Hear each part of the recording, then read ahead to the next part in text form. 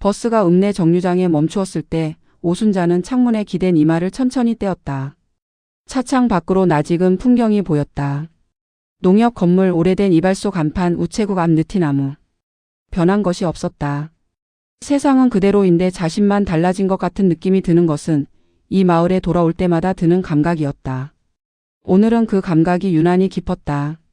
시어머니가 돌아가신 것은 열흘 전이었다. 91살이었다. 오래 아프셨고 마지막 6개월은 거의 누워 계셨다. 순자는 그 6개월 동안 읍내 시어머니 댁에서 살았다. 본가는 비워두었다. 가끔 이장에게 부탁해서 안부를 확인했지만 직접 들른 것은 한 번도 없었다. 장례를 마치고 시어머니 댁 정리를 끝낸 뒤 순자는 버스를 탔다. 갈 곳이 거기밖에 없었다. 자식들은 서울과 대구에 살았다. 아들은 같이 살자고 했지만 순자는 고개를 저었다. 도시 아파트에서 며느리 눈치 보며 사는 것보다 여기가 나았다. 낡고 좁아도 그 집이 순자의 집이었다. 버스에서 내려 5분쯤 걸었다. 마을 어귀를 지나 논길을 따라 들어가면 순자의 집이 나왔다. 오래된 목조 주택이었다. 지어진 지 40년이 넘었다. 남편이 살아있을 때 여러 번 고쳐 쓴 집이었다. 남편이 세상을 떠나고 나서 순자 혼자 12년을 산 집이기도 했다. 대문 앞에 섰다. 자물쇠를 열고 들어서는 순간 냄새가 먼저 났다. 오래 닫혀 있던 집 특유의 냄새. 먼지와 나무와 시간이 섞인 냄새. 순자는 잠시 그 자리에 서서 마당을 둘러봤다. 마당 한켠에 장독대가 그대로였다. 처마 밑에 제비집이 비어 있었다. 여름에는 새끼 제비 소리가 요란하더니 이제 다 날아간 모양이었다. 현관문을 열고 안으로 들어갔다. 어둠이 가득했다. 커튼을 걷고 창문을 하나씩 열었다. 찬 바람이 밀려 들어오면서 먼지가 흔들렸다. 거실 소파 위에 먼지가 얇게 쌓여 있었다. 텔레비전 화면이 거울처럼 방 안을 비추었다. 아무도 없는 집이 그 안에 담겨 있었다. 순자는 가방을 내려놓고 부엌으로 들어갔다. 냉장고 안이 텅 비어 있었다. 전기는 들어왔다. 가스도 살아 있었다. 순자는 보리쌀 한 줌을 씻어 보온병에 숭늉을 끓였다. 아무것도 없는 집에서 우선 몸을 데울 것이 필요했다. 숭늉을 마시면서 순자는 창밖을 바라봤다. 하늘이 낮았다. 겨울이 깊어가고 있었다. 노는 이미 거두어져 빈 들판만 남아 있었다. 저 멀리 산 능선이 흐릿하게 보였다. 순자는 그 풍경을 오래 들여다봤다. 시어머니를 보내고 나서 처음으로 혼자 앉아 있는 시간이었다. 슬픔이 뒤늦게 올라왔다. 시어머니를 향한 슬픔인지, 오래 비어있던 집을 향한 슬픔인지, 아니면 이제 돌볼 사람이 없어진 자신의 시간을 향한 슬픔인지 알 수 없었다. 그 모든 것이 한꺼번에 숭늉잔 위로 김처럼 피어오르는 것 같았다. 순자는 잔을 내려놓고 일어섰다. 저녁을 해야 했다. 내일은 마트에 가야 했다. 이불을 햇볕에 내놓아야 했다. 할 일이 있다는 것이 지금 이 순간 순자에게는 다행이었다. 몸을 움직이면 머리가 비워진다는 것을 순자는 오래 살면서 알았다. 그날 밤 순자는 일찍 잠자리에 들었다.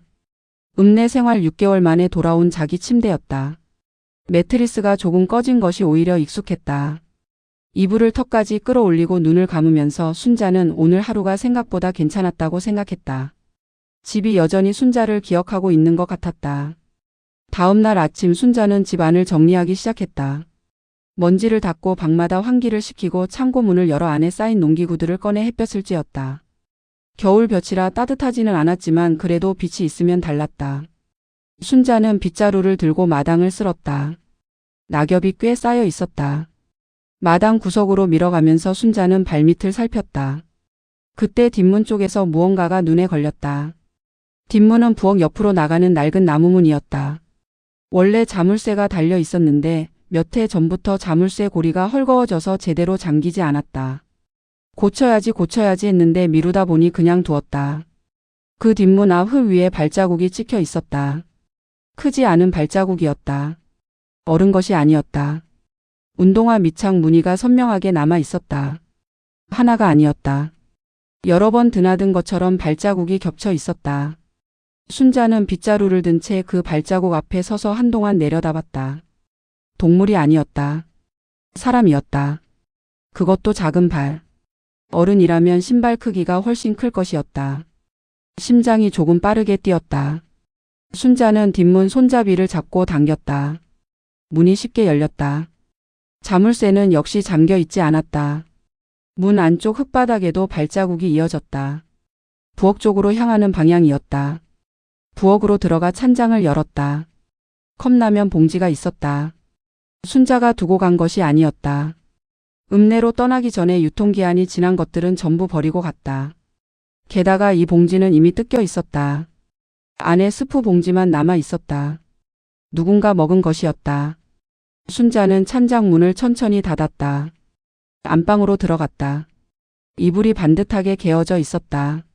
순자가 떠날 때 개어두었던 그대로인 것 같기도 했고 아닌 것 같기도 했다. 꾸깃꾸깃하게 접힌 선이 예전 것과 달랐다. 누군가 펼쳤다가 다시 개어놓은 것처럼. 작은 방을 봤다. 거기서도 무언가 달랐다. 창문 커튼이 아주 조금 걷혀 있었다. 순자가 닫아두고 간 것이었는데 순자는 방 안한가운데 서서 천천히 숨을 쉬었다. 도둑이라면 물건을 가져갔을 것이다. 그런데 없어진 것이 없었다. 오히려 이불은 다시 개어져 있고 창문은 다시 닫혀 있었다. 물건을 뒤집어 놓거나 어지럽힌 흔적도 없었다. 사람인데 도둑이 아니었다. 순자는 창고로 나갔다. 문 안쪽 구석을 살폈다. 거기서 순자는 발견했다. 낡은 농사용 비닐포대가 구석에 접혀 있었다. 그 안에 작은 비닐봉지 하나. 열어보니 비상약이 몇 개 그리고 구겨진 1,000원짜리 지폐 몇 장이 들어 있었다. 누군가의 짐이었다. 순자는 그것을 도로 봉지 안에 넣었다. 손이 떨렸다. 무서웠다. 아직 이 집 안에 그 사람이 있는 것인지 아니면 나간 것인지. 어떤 사람인지. 왜 여기 있는 것인지. 마을 이장에게 전화를 걸까 생각했다.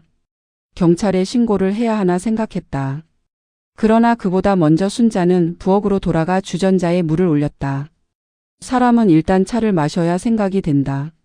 주전자가 끓는 동안 순자는 창고 쪽 문을 바라봤다.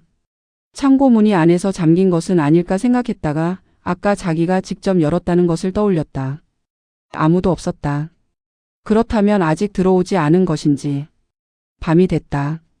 순자는 뒷문 자물쇠에 쇠고리를 걸어두었다. 완전히 잠기지는 않아도 손잡이를 잡아당기면 저항이 느껴지도록. 그리고 안방에 누웠다. 잠이 오지 않았다. 천장을 바라보면서 길을 세웠다. 바람소리, 나뭇가지가 흔들리는 소리, 멀리서 개 짖는 소리. 집이 조용했다. 그러나 그 조용함이 예전처럼 편하지 않았다. 어딘가에 누군가가 있다는 것을 몸이 알고 있는 것 같았다. 순자는 이불을 끌어올렸다. 오늘 밤은 그냥 넘기기로 했다. 내일 아침에 다시 생각하기로 했다. 그 결정이 옳은지 그른지는 몰랐다. 그냥 오늘 밤은 그러기로 했다. 새벽 2시였다. 순자는 화장실에 가려고 눈을 떴다. 겨울 새벽이라 이불 밖 공기가 차가웠다. 두꺼운 양말을 신은 발이 마루를 밟았다. 화장실을 다녀오면서 부엌 쪽으로 물 한 잔 마시러 갔다. 그 순간 들렸다. 물소리였다. 아주 작은 물소리. 뒷마당 쪽에서 나는 것 같았다. 순자는 발이 얼어붙었다. 수도가가 뒷마당에 있었다. 겨울에 수도가 얼지 않도록 여름마다 본제를 감아두는 수도가. 누군가 거기서 물을 쓰고 있었다. 손이 떨렸다. 그러나 순자는 손전등을 들었다. 겁이 난다고 해서 눈을 감는 것은 순자의 방식이 아니었다. 평생 그렇게 살았더라면 지금쯤 어떻게 됐을지. 순자는 뒷문 손잡이를 쥐었다. 쇠고리가 덜컥 소리를 냈다. 잠시 멈추었다가 천천히 고리를 풀고 문을 열었다. 찬 공기가 얼굴을 때렸다. 손전등을 켜고 뒷마당을 비추었다. 수도가 앞에 아이가 하나 있었다. 등을 보이고 웅크려 서서 수도꼭지에서 나오는 물로 손을 씻고 있었다. 작은 등이었다. 머리카락이 짧고 산발이었다.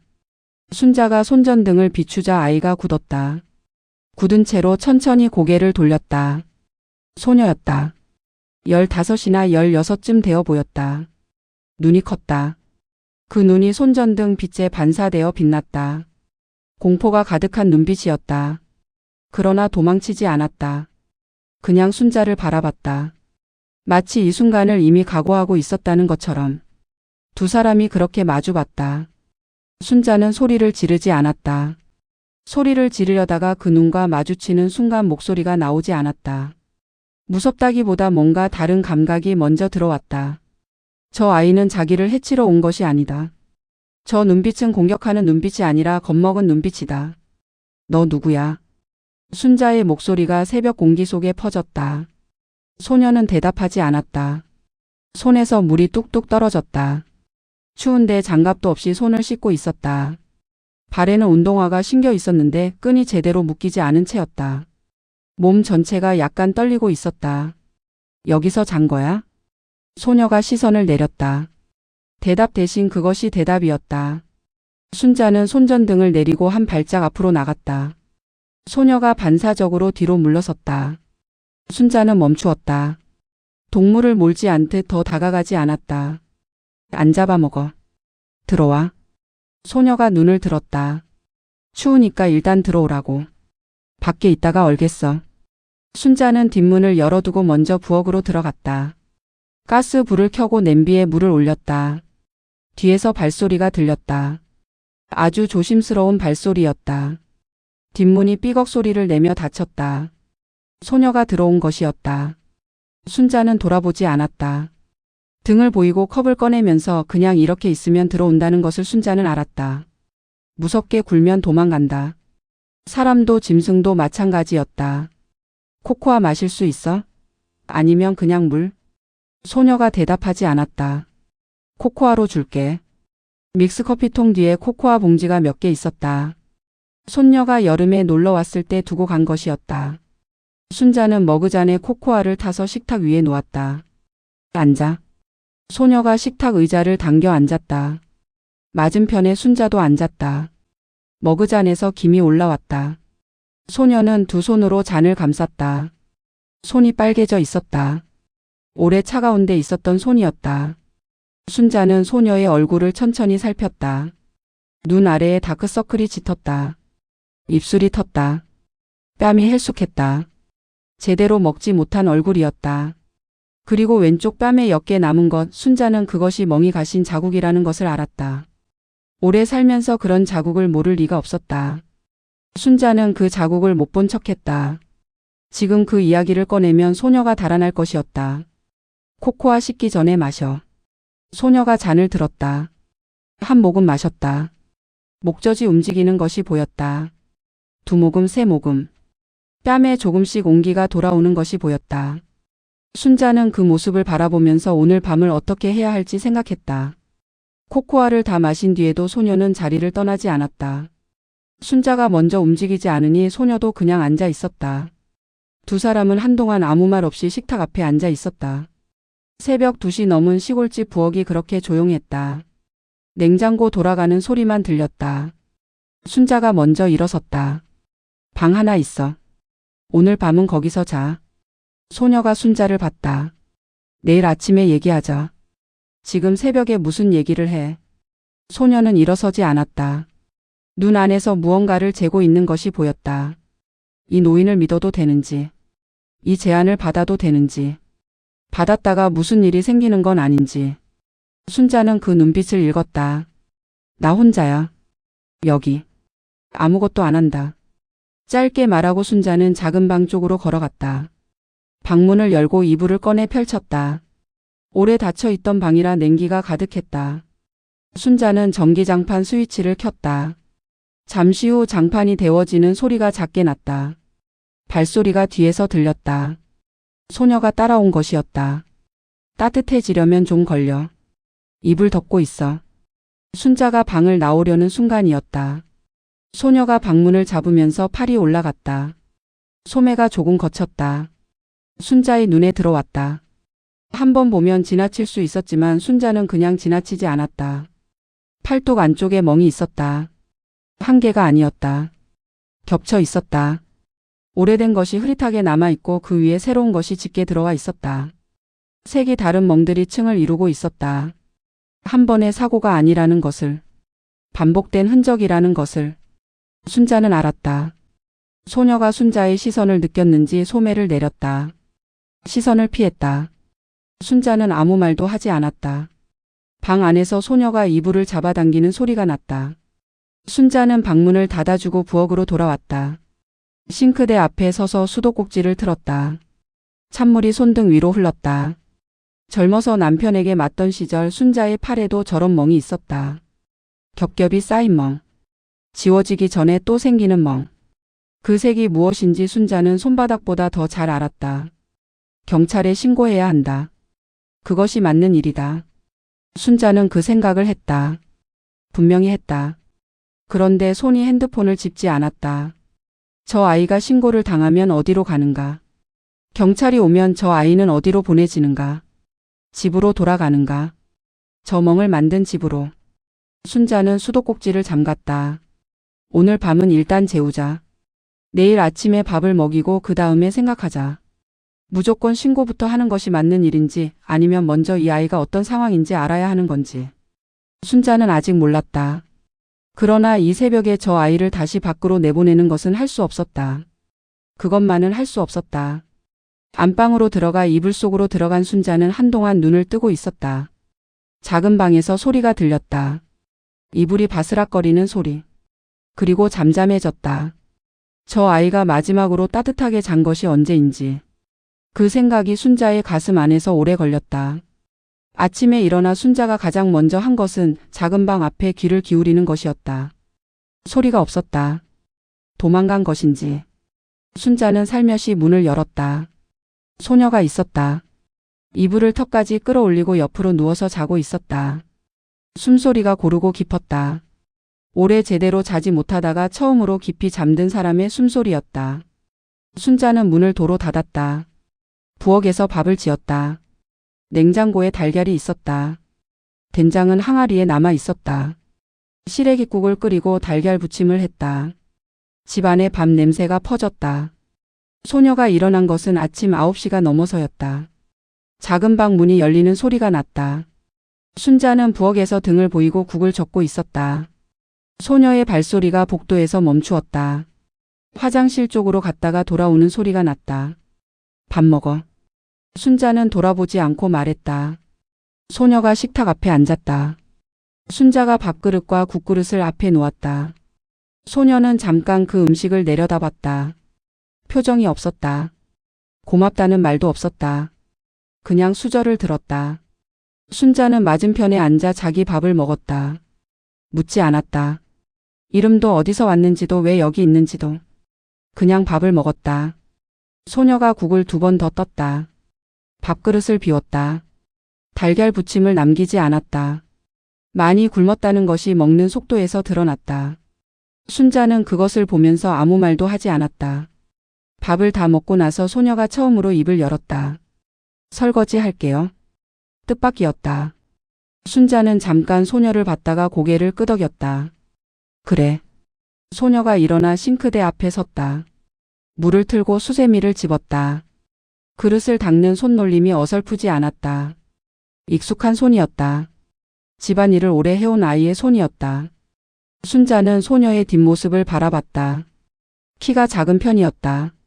교복이 아닌 청바지에 후드티를 입고 있었다. 후드티 소매가 손등을 덮을 만큼 길었다. 멍 자국을 가리기 위한 것인지 아니면 그냥 습관인지. 그날 오후 순자는 장을 보러 나갔다. 읍내 마트는 20분 거리였다. 버스를 타고 나가면서 순자는 생각했다. 오늘 안에 결정을 해야 한다. 이 아이를 어떻게 할 것인지. 신고를 할 것인지 더 두고 볼 것인지. 마트에서 장을 보는 동안 순자의 장바구니에 평소보다 많은 것이 담겼다. 2사람이 먹을 양으로. 순자는 계산대 앞에서 그것을 깨달았다. 이미 결정이 된 것이었다. 몸이 먼저 결정을 한 것이었다. 집에 돌아오니 소녀가 마루를 쓸고 있었다. 빗자루를 들고 먼지를 쓸어 현관 쪽으로 모으는 중이었다. 순자가 들어서는 소리를 듣고 빗자루를 멈추었다. 시켜서 한 거 아니에요. 알아. 순자는 장바구니를 부엌에 내려놓으면서 말했다. 며칠은 있어도 돼. 소녀가 아무 말도 하지 않았다. 빗자루를 다시 들고 마루를 쓸기 시작했다. 순자는 장바구니를 정리하면서 그 소리를 들었다. 마른 빗자루가 마루를 쓸어가는 소리가 조용하고 규칙적이었다. 이틀이 지났다. 2사람은 같은 밥상에서 밥을 먹고 각자의 방에서 잠을 자고 말없이 집 안을 같이 썼다. 순자가 빨래를 하면 소녀가 널었다. 소녀가 설거지를 하면 순자가 행주를 건넸다. 딱히 맞춰서 하는 것도 아닌데 두 사람의 동선이 이상하게 부딪히지 않았다. 이름은 아직 몰랐다. 어디서 왔는지도 몰랐다. 그러나 이 아이가 도망 온 것이라는 것, 돌아갈 곳이 없거나 돌아가고 싶지 않은 것이라는 것, 그리고 도움이 필요하다는 것. 그것만은 알았다. 둘째 날 저녁이었다. 순자가 텔레비전을 보고 있는데 소녀가 거실로 나왔다. 맞은편 소파 끄트머리에 조심스럽게 앉았다. 텔레비전을 봤다. 화면에 요리 프로그램이 나오고 있었다. 소녀가 처음으로 웃었다. 아주 조금 입꼬리가 올라가는 정도였다. 화면 속 요리사가 실수를 하는 장면이었다. 순자는 그 옆모습을 보면서 리모컨을 내려놓았다. 웃을 수 있는 아이였다. 그것으로 충분했다. 지금 이 순간은 사흘째 되는 날 오전이었다. 순자가 마당에서 빨래를 걷고 있을 때 대문 밖에서 소리가 들렸다. 오순자 씨 집에 있어요? 강 이장이었다. 65세 이장은 마을 일이라면 발 빠른 사람이었다. 좋은 말로 하면 부지런하고 나쁜 말로 하면 참견이 많았다. 순자는 빨래를 빠르게 바구니에 넣으면서 안으로 들어가라는 눈짓을 보냈다. 소녀가 마루 끝에 서 있었다. 눈이 마주쳤다. 순자가 고개를 작은 방 쪽으로 까딱했다. 소녀는 말없이 방 안으로 들어갔다. 문이 소리 없이 닫혔다. 순자는 빨래 바구니를 들고 대문 쪽으로 걸어갔다. 이장님 오셨어요. 강 이장이 대문 안으로 들어서면서 마당을 둘러봤다. 습관처럼 살피는 눈이었다. 순자는 그 눈이 달갑지 않았지만 내색하지 않았다. 오랜만에 돌아오셨네. 장례는 다 잘 치르셨어요? 네, 덕분에요. 어머님이 오래 사셨으니 호상이지요. 이장이 혀를 찼다. 그나저나 순자 씨 집에 들어오신 지 며칠 됐어요? 사흘 됐어요. 아, 그래요? 이장이 마당을 다시 한번 후어봤다. 저번에 저녁에 지나가다 보니까 이 집에 불이 켜져 있더라고요. 순자 씨 오신 건가 했는데 확인을 못했지. 순자는 빨래 바구니를 툇마루에 내려놓으면서 태연하게 말했다. 제가 며칠 전에 잠깐 들렀거든요. 환기도 시키고. 그때 그거 보셨나 봐요. 아, 그랬구나. 이장이 고개를 끄덕였다. 그런데 오기 전부터도 불빛이 보였다는 사람이 있어서. 아, 박씨 할매가 그러던데. 밤에 이 집 쪽에 뭔가 움직이는 것 같았다고. 순자의 등줄기가 서늘해졌다. 그러나 표정을 바꾸지 않았다. 박씨 할매가 눈이 좋으신가? 80이 넘으셨는데. 순자가 담담하게 말했다. 이 집에 짐승이 드나드는 것 같더라고요. 고양이인지. 뒷문 자물쇠가 헐거워서 들어왔나 봐요. 고쳐야겠다 싶었어요. 이장이 그 말을 듣고 무릎을 쳤다. 아, 그래서 발자국이 났겠구나. 그럼 됐네요. 괜한 걱정했네. 혼자 계실 거면 뭐라도 필요한 거 있으면 말해요. 고마워요. 이장님도 건강하세요. 이장이 대문을 나가는 것을 보면서 순자는 어깨에 힘을 빼었다. 손이 약간 떨렸다. 거짓말을 한 것이 처음이 아닌데도 이 나이에 이런 짓을 하게 될 줄은 몰랐다. 작은 방 문을 두드렸다. 나갔어. 문이 열렸다. 소녀가 문 뒤에 등을 붙이고 서 있었다. 이장의 목소리를 들으면서 거기 그렇게 서 있었던 것이었다. 얼굴이 창백했다. 숨은 쉬고 있었어? 소녀가 순자를 봤다. 왜 숨겨줬어요? 물음이었지만 물음표가 없는 목소리였다. 이 노인이 왜 그렇게 했는지 이해가 안 된다는 눈빛이었다. 순자는 소녀의 그 눈을 잠깐 바라보다가 부엌으로 걸어갔다. 밥 먹을 시간이야. 대답 대신 밥상을 차렸다. 이유를 설명하지 않았다. 설명할 수 있는 말을 아직 찾지 못했다. 그냥 그렇게 됐다. 그것이 솔직한 전부였다. 소녀가 식탁 앞에 앉으면서 작게 말했다. 고마워요. 순자는 국그릇을 내려놓으면서 고개를 끄덕였다. 두 사람은 그날도 말없이 밥을 먹었다. 그러나 그 침묵의 온도가 처음보다 조금 달라져 있었다. 차갑지 않은 침묵이었다. 서로를 경계하지 않는 침묵이었다. 닷새가 지났다. 그동안 두 사람 사이에 오간 말들은 여전히 많지 않았다. 밥 다 됐어. 물 끓었어. 저기 빗자루. 거기 두면 돼. 짧은 말들이 하루 사이에 몇 마디 오가는 것이 전부였다. 그러나 그 짧은 말들이 조금씩 자연스러워졌다. 어색하게 건네다가 어느새 당연하게 건네는 말들이 됐다. 소녀는 여전히 순자보다 늦게 일어났다. 그러나 일어나면 부엌에 나와 아침 준비를 도왔다. 순자가 국을 끓이면 소녀가 상을 폈다. 순자가 밥을 퍼면 소녀가 숟가락을 놓았다. 말로 맞춘 것이 아니었는데 손이 맞았다. 닷새째 오후 순자는 안에 있는 농협에 다녀와야 했다. 시어머니 명의로 된 통장을 정리하는 문제가 남아 있었다. 2시간쯤 비울 것 같았다. 나가면서 순자는 소녀에게 말했다. 냉장고에 먹을 거 있어. 출출하면 꺼내 먹어. 소녀가 고개를 끄덕였다. 나갔다 올게. 순자가 대문을 나서면서 뒤를 한번 돌아봤다. 소녀가 마루 끝에 앉아서 마당을 바라보고 있었다. 혼자 남겨진 풍경이었는데 이상하게 쓸쓸해 보이지 않았다. 오히려 그 자리가 소녀에게 맞는 것처럼 보였다. 2시간 뒤 집에 돌아왔을 때 부엌에서 냄새가 났다. 무언가 볶는 냄새였다. 순자는 신발을 벗고 들어갔다. 소녀가 프라이팬 앞에 서 있었다. 냉장고에 있던 묵은 김치를 꺼내 볶고 있었다. 참기름 냄새가 났다. 뭐해? 소녀가 돌아봤다. 심심해서요. 먹을 거 없어서. 프라이팬 어떻게 찾았어? 찬장 2번째 칸에 있던데요. 순자는 가방을 내려놓고 싱크대 옆에 섰다. 프라이팬 안을 봤다. 김치가 잘 볶아지고 있었다. 기름 양도 적당했다. 간을 맞추는 법을 아는 손이었다. 많이 해봤어? 어릴 때부터요. 어릴 때부터. 그 말이 가볍게 나왔지만 가볍게 들리지 않았다. 어릴 때부터 부엌에 서야 했던 아이. 순자는 더 묻지 않았다. 저녁을 먹으면서 순자가 먼저 말을 꺼냈다. 나는 오순자야. 여기서 혼자 산다. 소녀가 밥을 먹다가 순자를 봤다. 이름이 뭐야? 소녀가 시선을 내렸다. 숟가락을 국그릇 안에 넣었다가 꺼냈다.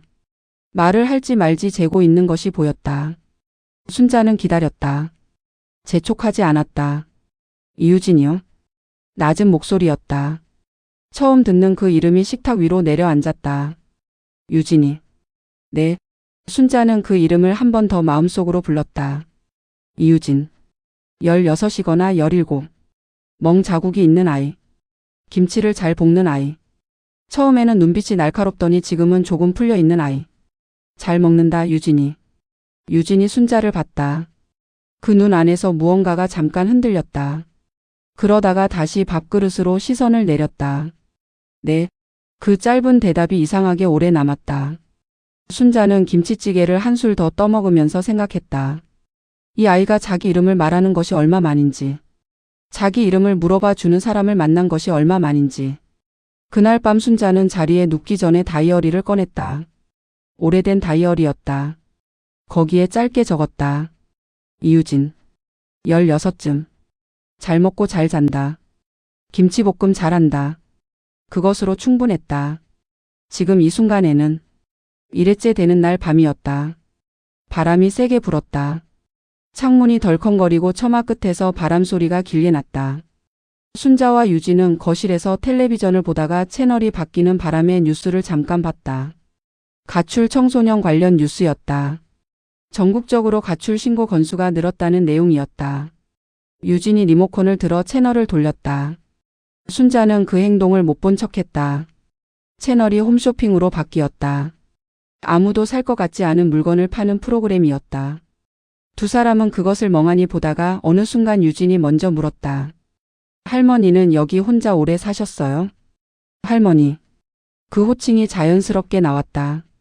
언제부터 그렇게 부르기로 한 것이 아닌데 유진의 입에서 그냥 나온 것이었다. 순자는 그것이 싫지 않았다. 혼자는 12년 됐어. 그 전엔 남편이랑 살았지. 할아버지는요? 돌아가셨어. 12년 전에. 유진이 고개를 끄덕이고 텔레비전을 봤다. 잠시 침묵이 흘렀다. 좋았어요? 같이 살 때? 순자는 그 질문을 듣고 잠깐 멈추었다. 좋았냐고. 그 질문에 어떻게 대답해야 할지 생각했다. 좋았다고 하면 거짓말이었다. 나빴다고만 하기엔 그 20년이 전부 나쁜 것도 아니었다. 처음엔 좋았어. 신혼 때는. 유진이 순자를 봤다. 그 다음엔? 순자는 텔레비전 화면을 바라보면서 말했다. 남편이 술을 마시면 손이 올라왔어. 유진이 숨을 들이마셨다. 맞았어요? 응. 오래. 순자는 담담하게 말했다. 이 말을 이렇게 담담하게 할 수 있게 된 것이 언제부터인지 몰랐다. 한동안은 이 말을 꺼내면 손이 떨렸다. 목소리가 갈라졌다. 지금은 그렇지 않았다.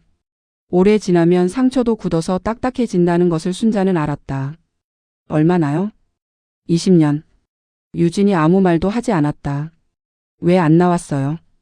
그 질문이 날카롭지 않았다. 비난이 아니었다.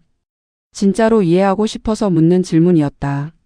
순자는 그것을 알았다. 어디를 가? 애가 둘이었는데. 돈도 없고 갈 데도 없고. 그 시절엔 맞고 사는 게 이상한 일도 아니었어. 그냥 다들 그렇게 사는 줄 알았지. 유진의 손이 무릎 위에서 주먹을 쥐었다. 그게 말이 돼요? 말이 안 되지. 순자가 조용히 말했다. 근데 그땐 몰랐어. 나빠도 나쁜 줄을. 이게 아니어도 되는데 그걸 아는데 너무 오래 걸렸어. 바람이 창문을 또 한 번 흔들었다. 유진은 무릎 위에 주먹을 천천히 폈다. 그리고 소매를 조금 내렸다. 멍 자국 쪽을 향해. 순자가 먼저 말하지 않았다. 유진이 말할 준비가 되면 말할 것이었다. 텔레비전에서 홈쇼핑 진행자가 웃으면서 무언가를 설명하고 있었다. 그 목소리가 이상하게 먼 곳에서 들리는 것 같았다. 유진이 입을 열었다. 저는 멈추었다가 다시 말했다. 저도 맞았어요. 순자는 고개를 유진 쪽으로 돌렸다. 아는 사람한테요? 집에서. 알아? 유진이 순자를 봤다. 눈에 무언가가 차오르는 것이 보였다. 그러나 흘러내리지는 않았다. 울지 않으려는 것인지 아니면 이미 울 눈물이 없는 것인지. 어떻게 알았어요? 팔. 유진이 소매를 내려다봤다. 그리고 천천히 소매를 조금 걷었다. 순자가 처음 봤던 그 멍 자국이었다. 지금은 색이 조금 옅어졌지만 아직 남아 있었다. 두 사람은 그것을 함께 내려다봤다. 순자는 유진의 팔 위에 손을 얹었다. 멍 자국 위에. 꽉 쥐지 않았다. 그냥 얹었다. 따뜻하기만 하면 됐다. 유진이 숨을 한 번 길게 내쉬었다. 그것이 전부였다. 그날 밤은 그것으로 충분했다. 다음 날 저녁이었다. 밥을 먹고 나서 설거지를 같이 했다. 순자가 씻으면 유진이 헹궜다. 두 사람의 손이 물속에서 그릇을 주고받았다. 그 손놀림이 이제 자연스러웠다. 다 끝내고 행주로 손을 닦으면서 유진이 말했다. 저 얘기해도 돼요? 순자는 행주를 싱크대에 걸면서 고개를 끄덕였다. 하고 싶으면. 두 사람은 거실로 나왔다. 텔레비전을 켜지 않았다. 유진이 소파에 앉았고 순자는 맞은편 의자에 앉았다. 창밖에 바람이 없는 조용한 밤이었다. 유진이 손을 무릎 위에 얹고 아래를 내려다보면서 말하기 시작했다. 아버지는 제가 5살 때 나갔어요. 어디 갔는지도 몰라요. 그 다음에 새아버지가 들어왔어요.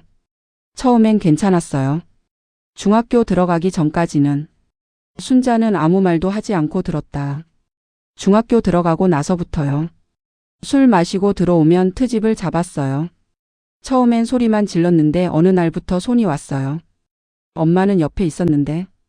유진의 목소리가 잠깐 끊겼다. 엄마는 말렸어요. 처음엔. 그런데 나중엔 안 말렸어요. 방에 들어가 버렸어요. 창밖에서 부엉이 소리가 한 번 났다. 유진은 그 소리를 듣고 잠깐 고개를 들었다가 다시 내렸다. 학교 선생님한테 한 번 말했어요. 2학년 때. 선생님이 신고를 했대요. 사람이 집에 왔어요. 조사를 하고 갔어요. 그리고 나서 새아버지가 더 심하게 했어요. 신고하면 이렇게 된다는 거 알았냐고. 순자의 손이 무릎 위에서 굳었다. 그 다음엔 아무한테도 말 안 했어요. 말해봤자 더 나빠진다는 걸 알았으니까. 그냥 버텼어요. 학교 끝나면 늦게까지 있다가 집에 들어가고. 새아버지가 잠든 다음에 들어가고. 그러다 왜 나왔어? 유진이 입술을 한 번 꽉 물었다. 저번 달에. 제가 핸드폰 쓰는 게 마음에 안 든다고. 공부는 안 하고 뭘 하냐고. 핸드폰을 빼앗아 갔어요. 그리고 말이 끊겼다. 순자는 기다렸다. 계단에서 밀었어요. 굴러 떨어졌어요. 그때 팔을. 유진이 소매를 잠깐 올렸다가 내렸다. 병원은 못 갔어요. 새아버지가 집에 있으면 못 나가니까. 엄마한테 병원 데려달라고 했는데 엄마가 좀 있으면 낫는다고 했어요. 순자는 눈을 감았다. 눈꺼풀 안쪽이 뜨거워졌다. 화가 치밀었다. 그 아이를 민 남자를 향한 분노가 아니었다. 그 아이 옆에 있으면서 못 본 척한 사람들 전부를 향한 분노였다. 선생님도 신고를 받고 온 사람들도 그리고 엄마도. 그날 밤에 나왔어요. 가방에 옷 몇 벌이랑 돈 좀 챙겨서. 버스 타고 최대한 멀리 왔어요. 여기까지 어떻게 왔어? 읍내에서 며칠 있었어요. 편의점 화장실에서 자고. 그러다 이 마을 버스 종점까지 오게 됐어요. 걸어 다니다가 이 집이 오래 비어 있는 것 같아서. 뒷문이 열렸고. 네. 순자는 눈을 떴다. 유진을 바라봤다.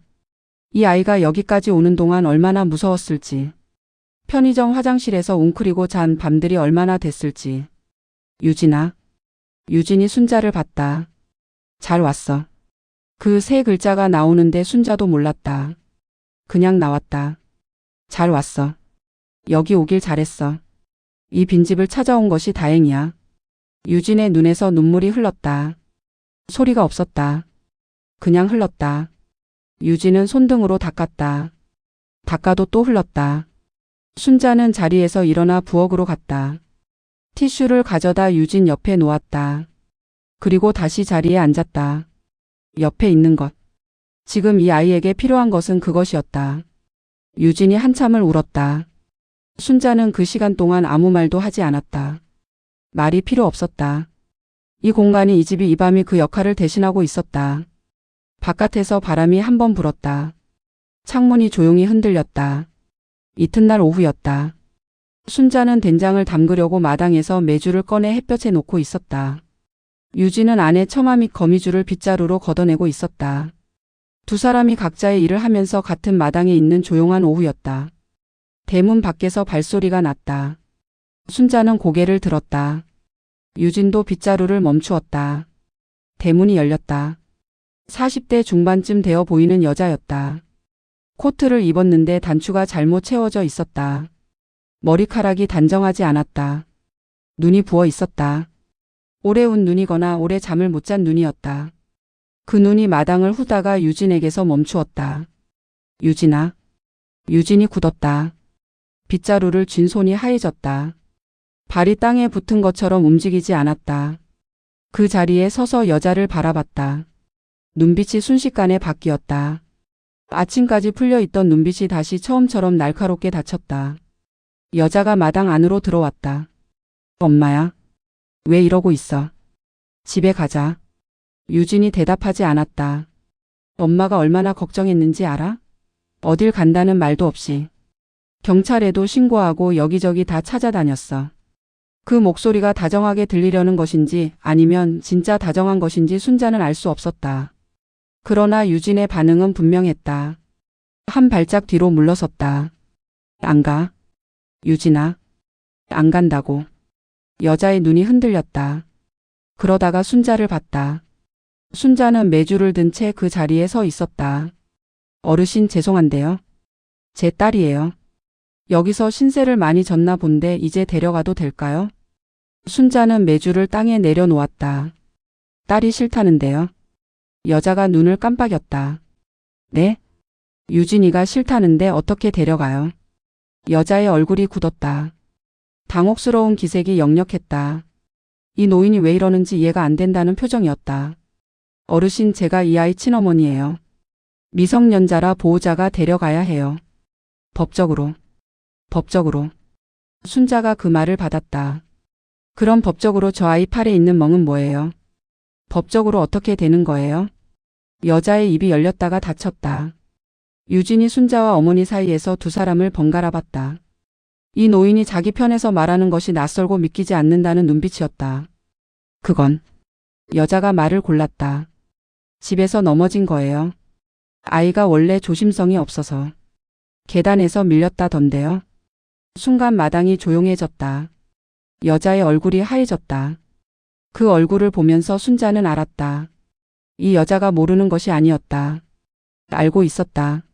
알면서 있었던 것이었다. 유진이 빗자루를 툇마루에 내려놓고 안으로 들어갔다. 작은 방 문이 닫히는 소리가 났다. 뛰지 않았다. 그냥 걸었다. 그러나 등이 단단히 닫혀 있었다. 순자는 여자와 단둘이 마당에 남았다. 들어오세요. 목소리가 낮았다. 다정하지 않았다. 그러나 쫓아내는 것도 아니었다. 할 말이 있었다. 이 여자에게 해야 할 말이 있었다. 부엌 식탁에 두 사람이 마주 앉았다. 순자가 물 두 잔을 내려놓았다. 정부는 잔을 잡지 않았다. 손이 무릎 위에서 서로를 쥐고 있었다. 코트 단추가 여전히 잘못 채워진 채였다. 순자는 그것을 봤지만 말하지 않았다. 창밖에서 바람이 불었다. 마당에 낙엽이 흔들렸다. 정분이 먼저 말을 꺼냈다. 오해하신 거예요, 어르신. 저희 집이 좀 복잡하긴 한데 그래도 제가 딸을 얼마나 사랑하는지. 유진이가 예민한 아이라서 과장을 좀 하는 경향이 있어요. 순자는 물잔을 들었다. 한 모금 마셨다. 그리고 잔을 내려놓았다. 과장이요? 네. 계단에서 넘어진 건 맞는데 밀렸다는 건 유진이가 그렇게 받아들인 거고. 실제로는 박정분 씨. 정분이 멈추었다. 이름을 부른 것이 뜻밖이었는지 눈을 깜빡였다. 아까 유진이한테 말할 때 이름 들었어요. 순자가 탁자 위에 두 손을 얹었다. 주름진 손이었다. 오래 일한 손이었다. 나는 일흔이 다 됐어요. 살 만큼 살았어. 그러니까 지금부터 하는 말이 기분 나빠도 들어요. 정분이 입을 다물었다. 나도 맞았어요. 20년. 저 유진이 나이 때부터 맞기 시작해서 40이 넘어서까지. 그래서 내가 알아요. 저 아이 팔에 있는 멍이 어떤 멍인지. 한 번 넘어져서 생기는 멍이 아니에요. 반복된 멍이에요. 오래된 멍 위에 새 멍이 들어온 거예요. 정분의 눈이 내려갔다. 그리고 내가 또 알아요. 당신이 지금 어떤 상태인지. 정분이 고개를 들었다. 그 사람 눈치 보느라 딸을 못 봤지. 딸이 맞는 거 알면서도 그 사람 화날까봐 못 막았지. 막았다가 자기한테 불똥 튈까봐 방에 들어가 버린 거지. 정분의 눈 안쪽이 붉어졌다. 아니에요. 저는. 아니에요. 순자의 목소리가 낮아졌다. 화가 났지만 소리를 높이지 않았다. 오히려 더 낮아질수록 더 무게가 실렸다. 그럼 왜 아이가 도망 나왔어요? 왜 편의점 화장실에서 잠을 잤어요? 왜 남의 빈집 창고에서 웅크리고 있었어요? 정분의 눈에서 눈물이 흘렀다. 저도 무서웠어요. 낮은 목소리였다. 그 사람이 무서웠어요. 제가 나서면 더 심해질 것 같았어요. 유진이한테도 저한테도. 알아요. 나도 그랬으니까. 순자가 말했다. 근데 있잖아요, 박정분 씨. 나는 20년 버텼어요. 버티는 동안 자식들한테 뭘 보여줬는지 알아요? 맞는 엄마를 보여줬어요. 아무것도 못하는 엄마를 보여줬어요. 그게 자식한테 어떻게 남는지 알아요? 정분이 손등으로 눈물을 닦았다. 당신 딸이 지금 저 방에 있어요. 16살짜리가. 가방 하나 들고 도망 나온 아이가. 그 아이한테 지금 엄마가 필요해요. 근데 그 엄마가 어떤 엄마여야 하는지는 당신이 결정해야 해요. 부엌 안이 조용해졌다. 정분이 한동안 울었다. 순자는 그 옆에서 아무 말도 하지 않았다. 티슈를 꺼내 밀어줬다. 그것이 전부였다. 다 쏟아내야 한다. 이 자리에서 다 흘려야 한다. 그래야 뭔가가 달라진다. 한참 뒤 정분이 눈을 닫고 순자를 봤다. 어떻게 해야 해요? 순자는 그 물음을 받았다. 일단 유진이 맞나요? 딸이 하는 말 들어요. 변명하지 말고. 그냥 들어요. 정분이 고개를 끄덕였다. 작은 고개짓이었지만 그 안에 무언가 결심 같은 것이 담겨 있었다. 순자가 자리에서 일어나 작은 방 앞으로 갔다. 문을 두드렸다. 유진아. 엄마가 들어가도 되겠어. 안에서 아무 소리가 없었다. 엄마한테 할 말 있으면 해. 순자 할머니는 여기 있을게. 잠시 후 문이 열렸다. 유진이 문가에 서서 정분을 봤다. 정분이 유진 앞에 섰다. 두 사람이 서로를 바라보았다. 어머니와 딸이었다. 정분의 입술이 떨렸다. 미안해. 그 두 글자가 나오는데 오래 걸렸다. 유진이 그 말을 들으면서 눈을 감았다. 눈꺼풀이 떨렸다. 순자는 부엌으로 돌아왔다. 두 사람에게 시간이 필요했다. 순자는 주전자를 올렸다. 물이 끓는 동안 창밖을 바라봤다. 마당에 햇볕이 들어와 있었다. 겨울볕이 짧았지만 거기 있었다. 정분이 돌아간 것은 저녁이 되어서였다. 유진과 2시간 가까이 이야기를 나눴다. 순자는 그 시간 동안 마당에 나가 있거나 부엌에서 저녁을 준비했다. 두 사람 사이에 무슨 말이 오갔는지는 몰랐다. 알 필요도 없었다. 정분이 나오면서 순자에게 꾸벅 인사를 했다. 감사합니다. 그리고 죄송해요. 유진이가 결정하는 대로 따라요. 정분이 고개를 끄덕이고 대문을 나갔다. 발소리가 멀어졌다. 유진이 마루에 나와 앉았다. 표정이 복잡했다. 한꺼번에 여러 가지 감정이 지나가는 얼굴이었다. 괜찮아? 순자가 옆에 앉으면서 물었다. 모르겠어요. 유진이 솔직하게 말했다. 엄마가 미안하다고 했어요. 처음으로. 그랬구나. 근데 믿어야 할지 모르겠어요. 계속 미안하다고만 하고 달라진 게 없었으니까. 그건 지켜봐야지. 유진이 마당을 바라봤다. 집에 안 갈 거예요. 아직은. 그 사람이 있는 집엔. 당연하지. 두 사람은 잠시 같이 마당을 바라봤다. 어둠이 내려오고 있었다. 마당 끝 감나무 가지가 어둠 속에서 윤곽만 남았다. 다음 날 오전 순자는 핸드폰을 오래 들여다봤다. 사회복지사, 아동보. 그 단어들을 검색했다. 화면에 여러 기관들이 나왔다. 전화번호가 나왔다. 순자는 그것을 보면서 한참을 생각했다. 신고를 해야 하는 것이 맞다. 유진이 16이고 집에서 폭력을 당했고 지금 보호가 필요한 상황이다. 그것은 분명했다. 그러나 신고를 하면 어떻게 되는가? 순자는 그것이 걱정됐다. 저 아이가 낯선 기관으로 보내지고 서류 속에 숨어버리고 다시 그 집으로 돌려보내지는 것은 아닌가. 전에도 신고가 됐었다고 했다. 그리고 더 심해졌다고 했다. 제도가 아이를 지키지 못한 적이 있었다. 그렇다고 순자 혼자 이 아이를 끝까지 감당할 수 있는 것도 아니었다. 나이가 있었다. 형편이 넉넉하지 않았다. 유진이 학교도 다녀야 하고 미래도 있어야 했다. 순자는 번호를 눌렀다. 지역 아동보호 전문 기관이었다. 전화가 연결됐다. 상담원이 받았다. 순자는 신분을 밝히지 않고 조심스럽게 물었다. 가출 청소년이 있는데 집에 폭력이 있는 상황이다. 신고를 하면 어떻게 되는지. 상담원이 절차를 설명했다. 현장 조사가 이루어지고 아이의 의사를 확인하고 상황에 따라 보호시설이나 위탁가정으로 연결된다고 했다. 아이가 원하지 않으면 강제로 집으로 보내지지 않는다고 했다. 아이가 두려워해요. 전에 신고가 됐는데 더 나빠졌대요. 상담원이 잠시 침묵했다가 말했다. 그런 경우가 있습니다. 시스템이 완벽하지 않아서. 그래서 더 세심하게 접근해야 해요. 아이 의사가 최우선이고 안전이 확보되지 않으면 원래 집으로 돌려보내지 않아요. 순자는 그 말을 들으면서 창밖을 봤다. 담당자가 직접 만나볼 수 있어요? 물론이죠. 방문 상담 신청하시면 됩니다. 순자는 전화를 끊고 유진을 불렀다. 할 말이 있어. 유진이 나왔다. 순자는 전화 내용을 짧게 설명했다. 신고를 생각하고 있다고. 강제로 하는 것이 아니라 유진이 동의해야 한다고. 유진이 순자를 봤다. 무서워요. 알아. 또 그때처럼 되면. 이번엔 내가 같이 있을게. 순자가 말했다. 혼자 맡기는 게 아니야. 내가 끝까지 같이 있을게. 유진이 손을 무릎 위에 얹고 한참 생각했다. 담당자 만나보는 것만요. 거기까지만. 그래. 거기까지만. 순자는 다시 전화를 들었다. 방문 상담을 신청했다. 이틀 뒤 오후로 약속을 잡았다. 전화를 끊고 나서 순자는 유진을 봤다. 잘했어. 유진이 고개를 끄덕였다. 완전히 안심한 표정이 아니었다. 그러나 결심이 담긴 얼굴이었다. 두려워도 한 발짝 내딛는 얼굴. 순자는 그 얼굴을 보면서 생각했다. 이 아이가 이 나이에 이것을 할 수 있다면 자신이 20년을 버티다가 40이 넘어서야 겨우 달라졌던 것이 조금은 덜 부끄러워지는 것 같았다.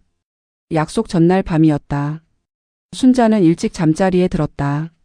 이틀 내리 긴장이 이어졌던 탓인지 몸이 무거웠다. 불을 끄고 이불 속으로 들어간 것이 10시쯤이었다. 새벽 3시. 순자가 잠에서 깼다. 특별한 소리가 난 것이 아니었다. 그냥 눈이 떠졌다. 화장실에 가야 하나 생각하다가 멈추었다. 이상하게 집안이 달랐다. 무엇이 달라졌는지 바로 알 수 없었다. 그냥 달랐다. 순자는 일어나 복도로 나왔다. 작은 방 문이 열려 있었다. 낮에는 항상 닫혀 있던 문이었다. 순자는 문 안을 들여다봤다. 이불이 걷혀 있었다. 유진이 없었다. 심장이 한번 크게 뛰었다. 현관으로 갔다. 유진의 운동화가 없었다. 순자는 급하게 외투를 걸치고 마당으로 나갔다. 차가운 새벽 공기가 얼굴을 때렸다. 마당을 둘러봤다. 아무도 없었다. 대문이 열려 있었다. 순자는 대문 밖으로 나갔다. 논길이 새벽 어둠 속에 이어졌다. 가로등이 없는 길이었다. 멀리 작은 그림자가 보였다. 걸어가고 있었다. 가방을 메고. 유진아. 소리를 질렀다. 새벽 공기 속에서 목소리가 멀리 퍼졌다. 그림자가 멈추었다. 순자는 슬리퍼 바람으로 논길을 걸어갔다. 발이 시렸다. 찬 흙이 슬리퍼 사이로 스며들었다. 그래도 걸었다. 유진 곁까지 가는데 시간이 걸렸다. 가까이 가니 유진이 서 있었다. 등을 보이고. 돌아보지 않았다. 어딜 가? 유진이 대답하지 않았다. 새벽에 어딜 가냐고. 그냥 가려고요. 어디를? 모르겠어요. 그냥 여기 있으면 안 될 것 같아서요. 순자는 유진 옆에 섰다. 어둠 속에서 유진의 옆얼굴이 보였다. 눈이 붉었다. 오래 울었거나 울지 않으려고 오래 참은 얼굴이었다. 왜 안 될 것 같아? 내일 그 사람 오면요. 유진이 말했다. 조사하고 서류 쓰고 그러면 다 알려지잖아요. 학교에도 동네에도. 그리고 또 그때처럼 되면. 그때처럼 안 된다고 했잖아. 할머니가 그걸 어떻게 알아요? 유진의 목소리가 갈라졌다. 할머니도 어른이잖아요. 어른들 말 믿었다가 더 나빠진 적 있어요. 선생님도 복지사도. 그때도 다 괜찮을 거라고 했어요. 순자는 그 말을 들으면서 아무것도 반박하지 않았다. 틀린 말이 아니었다. 유진이 어른을 믿지 못하는 것이 유진의 잘못이 아니었다. 믿었다가 배신당한 횟수가 쌓인 결과였다. 그것을 순자는 알았다. 유진아.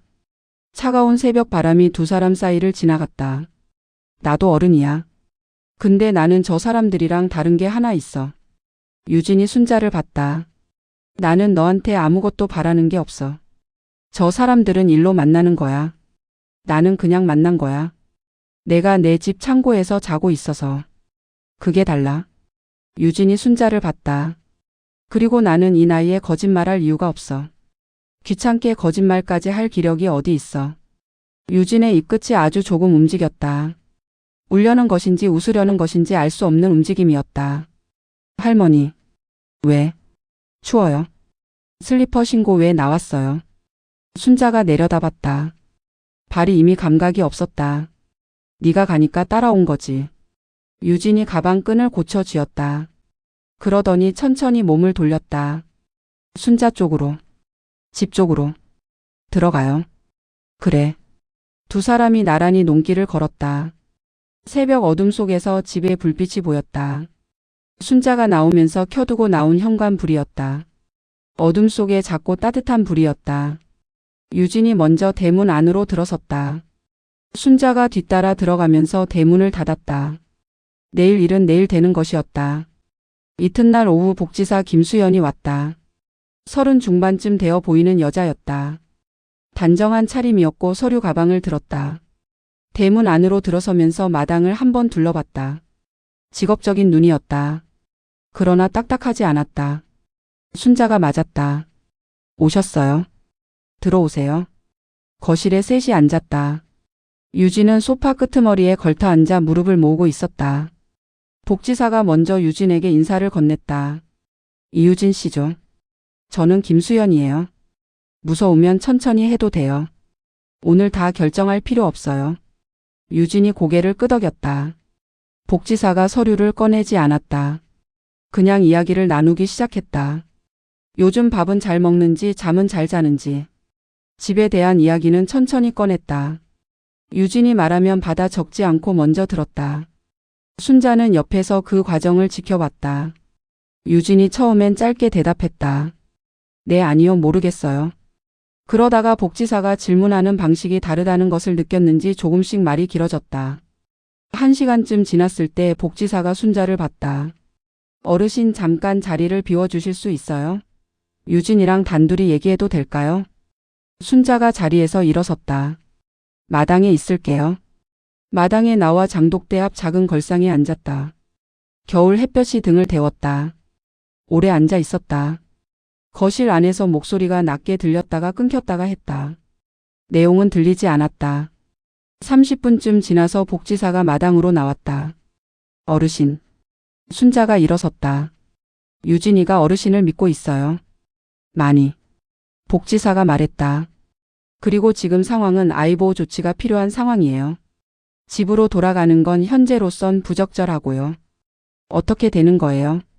위탁 가정 연결이 제일 좋은데 시간이 조금 걸려요. 그 전까지 임시 거처가 필요한데. 복지사가 순자를 봤다.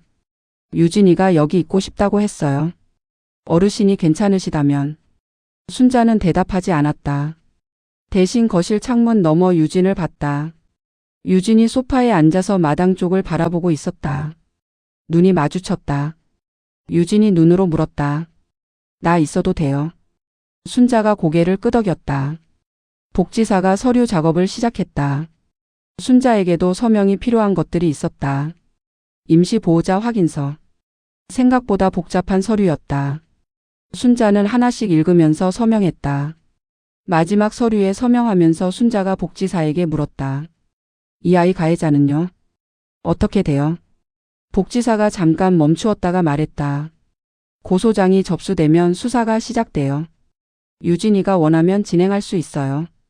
원하지 않으면 강제로 할 수 없고요. 유진이가 원하지 않더라도 그 사람이 계속 그러면 신고가 들어오면 저희가 움직여요. 계속 모니터링 할 거예요. 순자는 펜을 내려놓았다. 복지사가 돌아가고 나서 유진이 순자 옆으로 왔다. 할머니. 응. 무거운 거 떠안은 거 아니에요? 순자가 유진을 봤다. 이미 떠안았어. 뒷문 열어줬을 때. 유진이 눈을 내렸다. 그리고 있잖아, 유진아. 순자가 말을 이었다. 나는 20년 동안 아무도 나를 지켜주지 않았어. 그러니까. 순자가 유진의 눈을 똑바로 봤다. 이번엔 내가 지킨다. 유진의 눈에서 눈물이 한 방울 흘렀다. 닦지 않았다. 그냥 두었다. 순자도 눈이 뜨거워졌다. 그러나 눈물을 보이지 않았다. 보여도 됐지만 지금은 자신이 단단해 보여야 할 것 같았다. 이 아이 앞에서만큼은. 마당에 겨울 햇볕이 길게 누워 있었다. 봄이 왔다. 겨울 내내 앙상하던 마당 감나무에 새순이 돋기 시작한 것은 3월 초였다. 순자는 아침마다 마당에 나가 그 작은 초록빛을 확인했다. 생명이 돌아오는 것을 보는 일이 이 나이에 이렇게 반가울 줄 몰랐다. 유진이 학교에 다시 다니기 시작한 것은 2달 전이었다. 복지사 김수연이 인근 학교와 연결해 전학 수속을 도왔다. 첫날 유진은 교복을 입고 가방을 메면서도 발이 무거워 보였다. 순자가 대문 앞에서 배웅하면서 말했다. 맛있는 거 사줄게. 오늘 뭐 먹고 싶어? 유진이 피식 웃었다. 떡볶이요. 그래, 떡볶이. 그날 저녁 순자는 읍내 분식집에서 떡볶이를 포장해 왔다. 두 사람이 식탁에 앉아 떡볶이를 먹으면서 유진이 학교 이야기를 했다. 짧게 어색하게. 그러나 했다. 오늘 짝꿍이 말을 걸었다고. 급식이 생각보다 맛있었다고. 그 작은 이야기들이 순자에게는 컸다. 의붓아버지 최동호는 유진이 신고 의사를 밝히면서 경찰 수사가 시작됐다. 정분이 이번엔 딸 편에 섰다. 처음으로. 그것이 얼마나 큰 결심이었는지 순자는 알았다. 정분이 순자에게 전화해서 말했다. 이제는 제대로 하겠다고. 늦었지만. 순자는 그래요 하고 말했다. 더 보태지 않았다. 그것으로 충분했다. 봄이 깊어지면서 유진이 위탁 가정으로 옮기는 문제가 구체화됐다. 복지사가 연결한 위탁 가정은 읍내에 있었다. 부부가 오래 위탁 경험이 있는 집이었다. 좋은 곳이라고 했다. 유진이 자리를 잡으면 학교도 계속 다닐 수 있었다. 이사 날짜가 잡혔다. 4월 첫째 주 토요일이었다. 그 주 내내 두 사람은 평소와 다르지 않게 지냈다. 밥을 먹고 설거지를 했다. 텔레비전을 봤다. 순자가 장을 보면 유진이 따라갔다. 마트 과자 코너에서 유진이 골라주는 과자를 순자가 사줬다. 그러면서도 이사 이야기는 꺼내지 않았다. 꺼내지 않아도 둘 다 알고 있었다. 토요일 아침이 왔다. 유진이 짐을 쌌다. 가방 2개였다. 올 때는 하나였는데 2달 사이에 하나가 더 늘었다. 순자가 사준 옷들, 복지사가 가져다준 학용품들, 그리고 순자 집 주방에서 쓰다가 가지고 가라고 챙겨준 작은 물건들. 순자는 부엌에서 아침을 차렸다. 미역국을 끓였다. 유진이 좋아하는 음식이었다. 처음 먹었을 때 2그릇을 먹더니 그 뒤로 미역국을 끓이는 날이면 표정이 달라졌다. 두 사람이 마주 앉아 밥을 먹었다. 말이 없었다. 그러나 그 침묵이 처음 날의 침묵과 달랐다. 텅 빈 것이 아니었다. 2달이 담긴 침묵이었다. 떡볶이 이야기, 새순 이야기, 새벽 농길 이야기, 눈물 이야기들이 다 담긴 침묵이었다. 밥을 다 먹고 유진이 설거지를 했다. 순자는 옆에 서서 행주를 받았다. 마지막 그릇을 닦으면서 유진이 말했다. 할머니. 응. 이 집 좋아요. 순자가 행주를 건네면서 말했다. 나도. 빈집인 줄 알았는데. 빈집이었지. 근데 순자가 창밖을 봤다. 마당에 봄 햇살이 가득했다. 감나무에 연두색 잎이 돋아나 있었다. 사람이 있으니까 집이 되더라. 유진이 순자를 봤다. 그리고 처음으로 환하게 웃었다. 입꼬리가 올라가는 정도가 아니었다. 눈까지 웃는 얼굴이었다. 순자는 그 얼굴을 눈 안에 담았다. 오래 기억하고 싶어서. 복지사 차가 대문 밖에 왔다. 유진이 가방을 들었다. 순자가 대문까지 배웅했다. 차에 짐을 싣고 유진이 순자 앞에 섰다. 뭔가를 말하려는 것 같았다. 입이 열렸다가 닫혔다. 그러더니 유진이 2 팔을 벌렸다. 순자가 그 안으로 들어갔다. 2 사람이 안았다. 유진이 먼저 안았다. 작은 팔이 순자의 등을 감쌌다. 순자는 유진의 등을 한 번 쓸었다. 세게 앉지 않았다. 그냥 오래 있었다. 복지사가 뒤에서 기다렸다. 서두르지 않았다. 유진이 먼저 떨어졌다. 눈이 빨개져 있었다. 순자도 눈이 뜨거웠지만 웃었다. 밥 잘 먹어. 네. 학교 빠지지 말고. 네. 보고 싶으면 와. 유진이 고개를 끄덕였다. 차에 올라탔다. 문이 닫혔다. 차가 천천히 출발했다.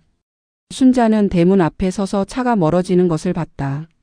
차가 농길 끝에서 방향을 틀 때 창문이 내려가면서 유진의 손이 나왔다. 흔들었다. 순자도 손을 들었다. 차가 사라졌다. 순자는 한참을 그 자리에 서 있었다. 봄바람이 불었다. 머리카락이 흔들렸다. 마당 안쪽에서 감나무 잎이 살랑였다. 순자는 안으로 들어왔다. 집 안이 조용했다. 유진이 쓰던 작은 방 문이 열려 있었다. 이불이 반듯하게 개어져 있었다. 유진이 아침에 개어놓고 간 것이었다. 순자는 그 방 앞에 서서 안을 들여다봤다. 며칠 뒤 순자는 복지사에게 전화를 했다. 김 선생님, 나 여쭤볼 게 있어요. 네, 어르신. 이 집을 필요한 아이들한테 열어줄 수 있어요? 유진이 같은 아이들한테. 복지사가 잠시 침묵했다. 어르신, 그게 무슨 쉼터 같은 거요? 공식적으로 어떻게 하면 되는지 알고 싶어서. 전화 너머에서 복지사의 숨소리가 바뀌는 것이 느껴졌다. 알아볼게요. 방법이 있을 거예요. 있으면 해보고 싶어요. 나 혼자 있기엔 이 집이 좀 넓어. 순자는 전화를 끊고 마당으로 나왔다. 감나무 아래에 섰다. 새잎들이 바람에 흔들렸다. 이 집이 빈집이었던 시간이 있었다. 아무도 없고 불도 꺼져 있던 시간. 그 시간이 끝난 것이 어느 추운 새벽 창고 앞에서 작은 소녀와 눈이 마주쳤을 때였다. 빈집이 집이 됐다. 그렇다면 다시 비울 이유가 없었다. 오순자는 마당 한가운데 서서 봄 햇살을 온몸으로 받았다. 이른이 다 된 몸이 햇볕 아래에서 조금 따뜻해졌다. 눈을 감았다. 멀리서 새소리가 들렸다. 처마 및 제비집이 올봄에는 다시 채워질 것 같았다. 이 집에 봄이 시작되고 있었다.